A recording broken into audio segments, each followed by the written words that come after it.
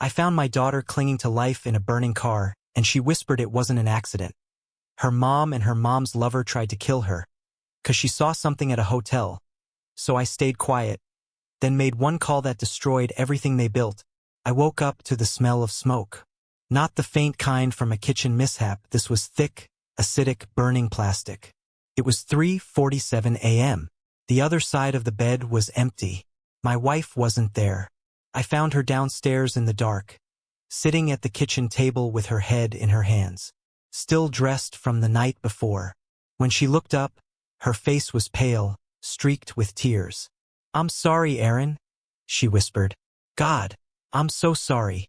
Before I could ask what she meant, my phone started ringing. Unknown number, then another, then another. The last one was from a detective. "Mr. Reynolds, there's been an incident involving your daughter." Those words, your daughter, hit harder than anything I'd ever heard. By the time I reached the hospital, I was barely breathing. They said my 16-year-old Lila had been pulled out of a burning car by a passing truck driver. Critical condition, burns, smoke inhalation, 30% of her body.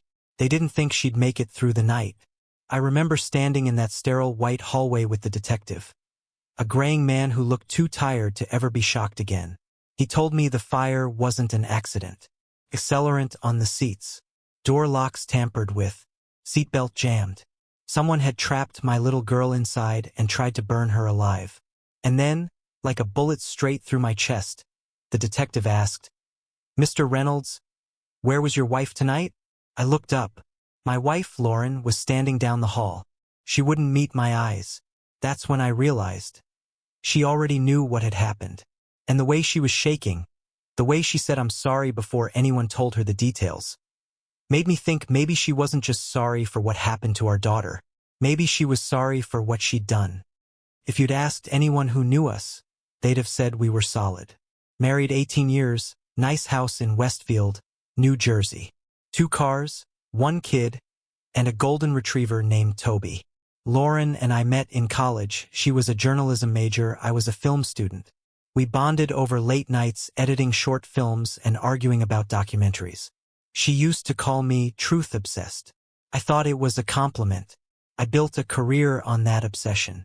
For 20 years, I made investigative documentaries, corruption, exploitation, corporate crime, the kind of work that won awards but also made enemies. Lauren worked part-time in PR after our daughter Lila was born, then quit to find herself. The truth was, we started living separate lives long before the fire. At first, it was subtle. She'd come home late from charity meetings, or disappear for weekends at spa retreats. I didn't pry. I told myself she needed space. But then her texts got shorter, her smiles forced. And one night, I came across a credit card charge from a hotel in Manhattan. The Pinnacle. Same hotel multiple times. Always weekdays. When I confronted her, she said it was for work meetings. I wanted to believe her. I'd seen so much ugliness in my line of work that I didn't want to see it in my own home. But our daughter did. Lila was 16, too observant for her own good. She asked me one night, "Dad, are you and Mom okay?" I lied. "We're fine." That's when I should have known things weren't. The night before the fire, Lauren left early for a fundraiser. I came home from filming and found a note on the counter in her perfect handwriting. "Gone to charity event. Don't wait up." But her car was still in the driveway. When I checked our shared credit card later, I saw another charge. The Pinnacle Hotel. $612. I remember staring at that number like it was mocking me. It wasn't just the money. It was the betrayal written in receipts. I didn't know then that Lila had seen the same charges too. She'd started asking questions, texting her mom, tracking her location, even following her online. That's how my daughter ended up at that hotel the night her car was set on fire. She went looking for the truth, and she found it. She just didn't know it would almost kill her. I didn't sleep for 3 days after the fire. Lila was hooked up to machines that breathed for her, her skin bandaged, her face barely visible under gauze. Every beep, every hiss from those machines felt like it was counting down to the moment I'd lose her. Lauren barely spoke. She sat across the room, silent, pale, rehearsing grief. The kind of grief that doesn't come from pain but from guilt. The police questioned both of us. Standard procedure, they said. But I could tell from the detective's tone, they suspected someone close. When he asked where Lauren had been between midnight and 3 a.m., she said, "I was home, asleep." But I knew she wasn't. I'd woken up at 3:47 to an empty bed. After the detective left, I asked her directly, "Lauren, where were you?" She didn't answer right away, just stared at the linoleum floor like it held an easier version of the truth. Finally, she said, "I couldn't sleep. I went for a drive. At 3 a.m.? I needed air." She wouldn't look at me. That night, after she left the hospital, I opened my laptop and did what I'd done 100 times for my documentaries. I started an investigation, this time on my own wife. First step, data. I pulled our phone records.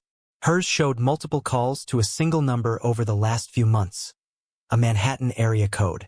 Saved under DJ second step, digital footprint. I accessed our joint cloud storage, synced to all devices. Lila's too. That's when I saw the photos. 6 of them. All taken the night of the fire.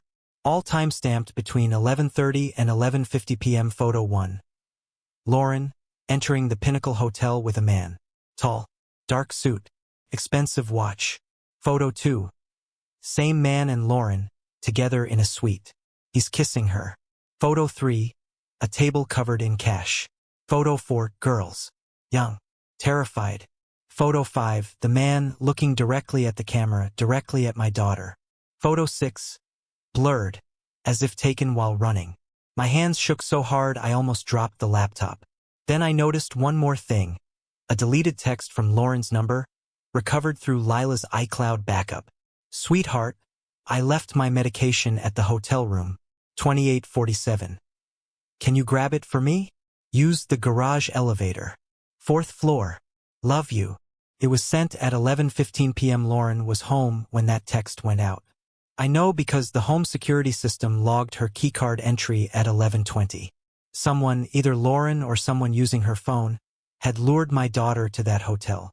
And when Lila got there, she caught them doing something much worse than cheating. Lauren came back to the hospital around 2 a.m. that night. When she saw me watching her, she flinched. I didn't say a word, because I already knew. The woman I'd built a life with had done something unforgivable. I just didn't know how deep it went. Not yet. The next morning, I got a call from the detective, his voice tight. "Mr. Reynolds, we need to talk. Privately." He met me in a small consultation room at the hospital, shut the door, and dropped the first bomb. "Your daughter's car wasn't just burned, sir. It was rigged. Whoever did this knew what they were doing." Then he hesitated, flipping through a folder. "We found traces of an industrial accelerant, the kind you can't buy at Home Depot. And we found fingerprints on the driver's side door." He looked up. "Your wife's fingerprints."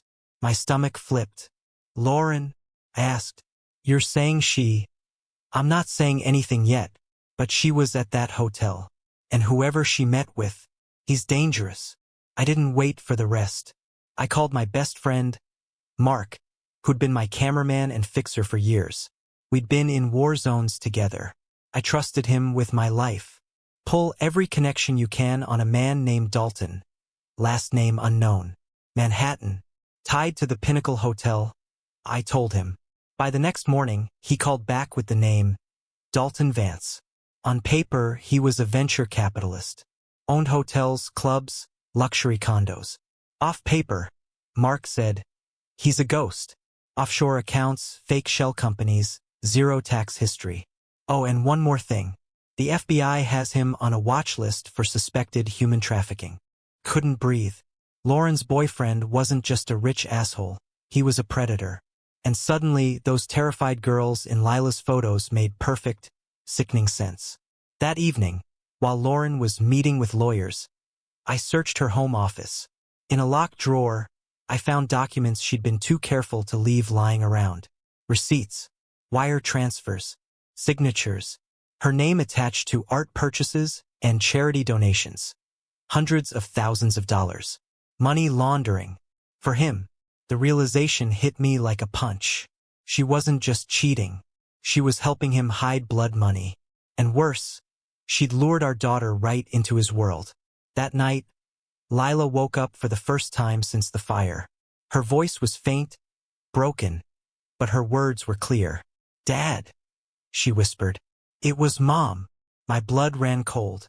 "What do you mean?" "She texted me. She told me to go to the hotel. I saw her there, with him. There were girls, Dad. Young girls. She was part of it. I tried to leave, but the man, Dalton, he saw me taking pictures. He said I saw too much." She started crying. Mom didn't stop him. She just watched. She watched while he messed with my car. I heard him say I'd learn to keep quiet. Then they left. The monitor beside her beeped faster as she started shaking. Nurses rushed in, pushing me back, telling me to give her space. But those words stayed in my head. Mom watched. And that's when everything inside me broke. I'd spent my career exposing other people's evil. Now I was living with it, sleeping beside it, sharing a name with it. Lauren wasn't just unfaithful. She was complicit, and she'd helped a monster try to kill our daughter. When the dust settled and Lila stopped being a body on a stretcher and became a person who could squeeze my hand, I stopped pretending I was only a filmmaker. The part of me that made careers out of exposing predators sharpened into something colder. This was no longer an investigation for a piece. This was a mission to keep my daughter alive and to make sure Dalton Vance couldn't buy his way out of murdering her. First thing I did was call everyone who owed me favors. Mark, my old cameraman, fixer, and the guy who once got me out of a firefight in Sarajevo, didn't hesitate. "Whatever you want, boss," he said. "No questions. That's why people like him are worth their weight in gold." I also reached out to an old source inside the FBI, Agent Elena Morales. She's the kind of woman who believes in paperwork and process, but she also knows when the system moves too slow to stop a killer. She warned me, "We can't move on flimsy evidence. We'll be careful. But I'll push." That was the closest thing to a promise I got. We made a list. A spreadsheet of everything that could possibly connect Vance to trafficking, money laundering, and the girls in those terrifying photos. Financials, shell companies, hotel ledgers, security logs, photos, deleted texts, anything with fingerprints, GPS pings, timestamps. I slept on the hospital chair for nights with that list glowing on my laptop screen. Plan A was legal. Elena could run warrants for anything tied to Vance that the FBI already suspected. Offshore transfers, shell companies, suspicious art purchases. She couldn't move without probable cause. So I'd do what I could to create more probable cause without getting myself arrested. Plan B was the part one kept to myself until it mattered. Make Vance radioactive. Make him so toxic in public that the lawyers and the bought-off officials would have no appetite to defend him. Make his name a headline that followed him into courtrooms, boardrooms, and yachts. I knew his type. Men like him survived on silence and discretion. Take those away and he panicked. Tactics: A. Physical proof. Break into the places his money touched. B. Digital proof. Copy his files, emails, backups. C. Witnesses. Protect them, get them to talk. D. Narrative. Edit the evidence into a 20-minute film that the media couldn't ignore. For the physical side, Mark and I called in Augustus, a security consultant who owed Mark a favor. Augustus found a weak link, a climate-controlled storage facility in the meatpacking district where Vance stored art.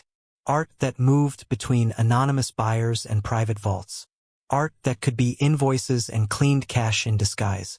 Augustus said there was a maintenance window on Sunday mornings when the biometric readers cycled.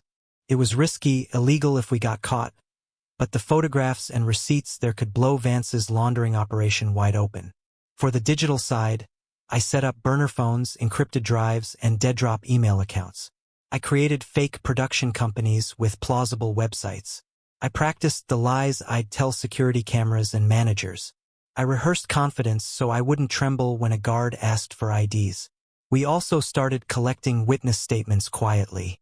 Bridget, one of the girls in Lila's photos, agreed to meet me under a park bench 2 blocks from Battery Park. She could describe the way Vance recruited, the way Lauren introduced the girls, and she had names. Names were everything. Elena called me 3 days in and begged me not to do anything reckless. Aaron, we can wait for warrants. We can go legal. I told her what I'd seen in Lila's eyes when she woke up and said her mother watched. The word watched made something inside me harden. Elena, I said, if we wait, he kills her. If we move, we risk the case. But if we do nothing, my daughter dies. She was silent for a long time. Finally, very quietly, I'll open channels. Keep me posted. Don't go solo. I agreed. Then I lied. At 2 a.m., while Lila slept and the hospital monitors quieted, my burner phone lit up with a message from an unknown number. Don't trust Elena. Meet me at Pier 5 at noon. Bring proof. Come alone. I read it twice. My thumb hovered over the screen. My chest felt like it had been punched. Someone knew I was moving. Someone knew I'd spoken to the FBI. And whoever it was wanted me to meet, alone. I should have told Elena. I should have called Mark and run. Instead, I shut the phone off, slid it into my pocket, and went back to the bed. Lila's fingers twitched on my hand. I told myself I was doing this for her. I told myself the risk was necessary. But the truth was simpler and uglier. I wanted them to feel the fear they tried to give us. I wanted them to be hunted. No plan survives contact with the enemy. I was about to find out how right that old line was. I told myself I wouldn't go alone. I lied. I needed to see who'd texted me. I needed to know whether the voice on the other end was a friend or a plant. So I went to Pier 5 at noon, hungry, tired, and thinking the worst would be a bluff. It was cold on the water. The city smelled like diesel and something metallic. People walked dogs, couples ate sandwiches, tourists snapped pictures. I felt like I was standing on the edge of a cliff in broad daylight. She showed up 10 minutes late. Skinny, hoodie up, hair in a messy bun, eyes like someone who'd seen too much but not yet hardened. Bridget, the same girl from the photos. She sat on the bench, hands clasped so hard her knuckles were white. She looked older than her 23 years. You came alone, she said, like that was an accusation. I know you, I said. You said you had info about Dalton. She nodded. I do, but it's bigger than you think. I had a whole mental list of what bigger could mean. More shell companies, offshore accounts, more girls, anything. I wasn't ready for what she pulled out of her bag. A cheap flip phone, ancient and battered. She handed it to me. This was Elena's burner, she said. My mouth went dry. Elena, my FBI contact. The woman who told me she believed in paperwork and process. The one who promised to open channels. That's impossible. She shoved the phone toward me like it might bite. Listen. I hit play. A muffled male voice. Then Elena's. He knows. He'll move if we don't. We need leverage. Then another clip. A callback from Dalton's number. Elena's voice laughing. Yes, Dalton. I'll handle the inquiry. I don't want you to jump. Not yet. It was a stupid human sound. Elena's laugh. And it dog-paddled across every honest thing I'd believed this woman was capable of. I felt like someone had punched a hole in the floor beneath me. Why would she? I started. Bridget's hands were shaking. Because she's paid. Because she wants access to the network. Because Dalton owns more than clubs. He owns favors, judges, cops. He can buy silence and promotions. Elena had a debt. She sold out to survive. That's when the pier turned from a place of confession to a battlefield. We didn't even see them at first. 3 men in suits slipping along the rail behind the benches. Faces like paid-on-demand storm clouds. One of them moved fast, caught Bridget by the elbow. The other 2 went for me. Get up, the man said, his voice bored and soft. Mr. Reynolds, you need to come with us. I should have run. I froze instead because I'd already been betrayed twice, by my wife and by the system I trusted. Anger is slower than fear. It rises, floods, then takes over. It did that then. One of the men grabbed my arm. Another reached into my jacket. I felt cold metal press into my ribs. A knife. I smelled his breath. Cheap whiskey and mint. The world narrowed to the knife, to Bridget's pale face, to the water slapping metal. Then she moved like a struck animal. She headbutted the man holding her. He staggered. I took my moment. I shoved them both with everything that hate and exhaustion had built inside me. The first man went into the rail, swearing. The knife clattered to the planks. People turned. The men recovered faster than I expected. One of them pulled a compact pistol and fired. Not at us, but over our heads into the air. The crack sounded like the world cracking open. We ran. People scattered. A jogger tackled one of them with the kind of dumb courage you see in action movies. Another dove into a taxi. Bridget and I hit the shadowed walkway and didn't stop until our lungs burned and our legs trembled. When we finally collapsed on a loading crate behind a shuttered restaurant, Bridget vomited into her hands and then laughed, a hysterical, raw thing. I thought they'd gotten me last month, she said between sobs. I thought, who are they? I asked. Who sent them? She produced another thing from her pocket. A printout she'd scanned and kept on paper. Names and numbers and a short list of people. Dalton Vance, a list of shell companies, and then a line that made bile rise in my throat. At the bottom, in a column labeled Protected Assets, was a list of law enforcement and political names. Elena Morales was there, yes, but beside her was another name, Augustus Pratt, the security consultant who we'd used to get the codes for the storage facility. You used Augustus, Bridget said quietly. He makes the doors open. He puts eyes where they need to be. He told me once that he liked money more than he liked consequences. He took a cut. I felt like the floor had collapsed again. Augustus, who'd been my ally in breaking into the vault. The man who'd given me a code and a wink. The man who'd told me we could do it cleanly. We had been crawling through a web not of one monster, but of many. Men who didn't see faces, only ledgers. People who traded integrity like currency. And in the center of it all sat a man who turned girls into inventory and bought loyalty with fear and money. Bridget looked at me, eyes wide and terrible. He's not just an employer or a buyer, she said.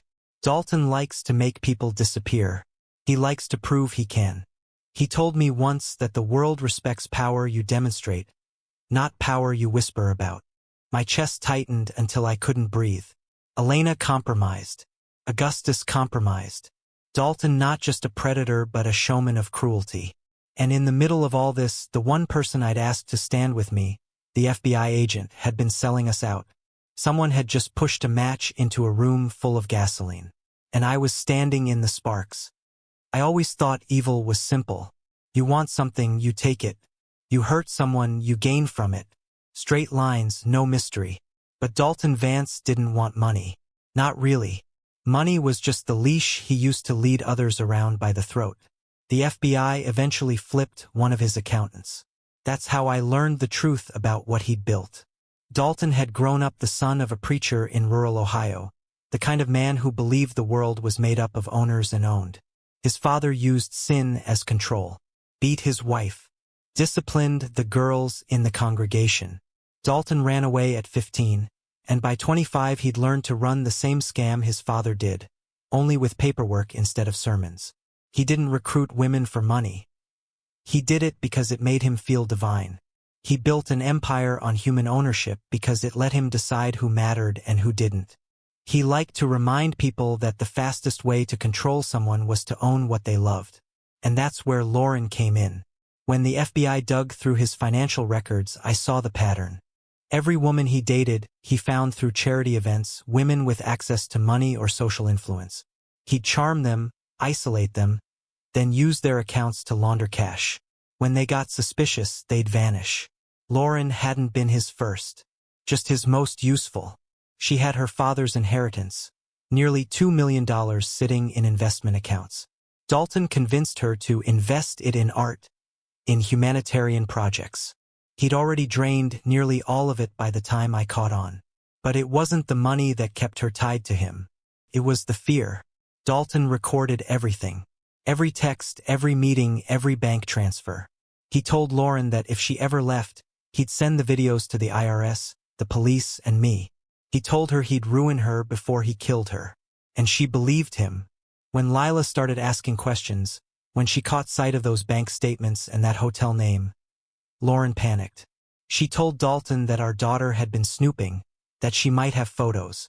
And Dalton saw opportunity. He wanted to show Lauren who held the leash. He told her to send the text, to lure Lila in, to make her see what power looked like. Lauren thought he just meant to scare her. But Dalton didn't do warnings. He told her later, in one of the surveillance clips the FBI recovered, exactly why he'd done it. "You gave her curiosity, Lauren," he said, smiling into the camera. "Curiosity's a disease. I just cured her of it. You should be thanking me." That was his reason. Not money, not leverage. He wanted to break a 16-year-old girl to teach her mother obedience. And Lauren watched it happen. She didn't call the police, didn't run, didn't confess. She waited until the morning after, when it was too late to do anything but cry. That's what the detective meant when he said, "Family first." He wasn't warning me. He was giving me time to decide what kind of man I was going to be now that I knew what lived under the skin of the woman I married. I wasn't the same man who made documentaries about justice. I wasn't telling a story anymore. I was writing an ending, and Dalton's ending was coming. Everyone asks me now if I felt better after it all collapsed. The honest answer is, not at first. Satisfaction is a thin, hollow thing when the person you loved helped light the match. But if we're talking about the part that mattered, keeping my daughter alive, making sure the man who tried to burn her to death could never breathe freely again, then yes, the revenge tasted like coal and cold coffee and a long, steady ache of relief. We did it two ways, legally and loud. On the legal front, Anthony pulled off what the Bureau rarely manages in movies, perfect timing. While I was editing the short film Mark cut from our footage, he quietly moved. He had search warrants based on bank traces and the documents we'd taken from Vault 47. He had undercover testimony slowly coaxed out of frightened witnesses, and he had agents ready to roll. When we served the first warrants, they found more than art receipts. They found passports, fake visas, hotel ledgers showing girls ferried between properties, and a ledger with Dalton's signature. The same signature on the wire transfers Lauren had signed. That stuff alone would have made a case, but lawyers like Dalton weren't built to fail. They needed to be humiliated publicly so public defenders couldn't afford to look like apologists. That's where the film came in. Moses edited Empire of Ash in 24 hours. It did what I'd wanted. It put Dalton's face next to the terrified girls he trafficked, his voice next to the cash and the forged documents, and my daughter's shaking hand next to the hotel receipt that lured her there. We released it to every outlet and every inbox we could reach at 2 a.m., the way you drop a grenade into a sleeping city. The video hit 10 million views in 12 hours. The world smelled blood and power and wanted it gone. Two twists that still make my stomach flip saved the day. First, Augustus. The man who'd given us the maintenance window and the biometric code was the same man who'd sold access to Dalton's people. I thought he'd double-crossed me for cash. What I never guessed was how small his greed would be swallowed by fear. After the pier attack, when he realized Dalton was willing to send men after girls in hospitals, Augustus called me quietly and said, "I didn't know he'd go that far."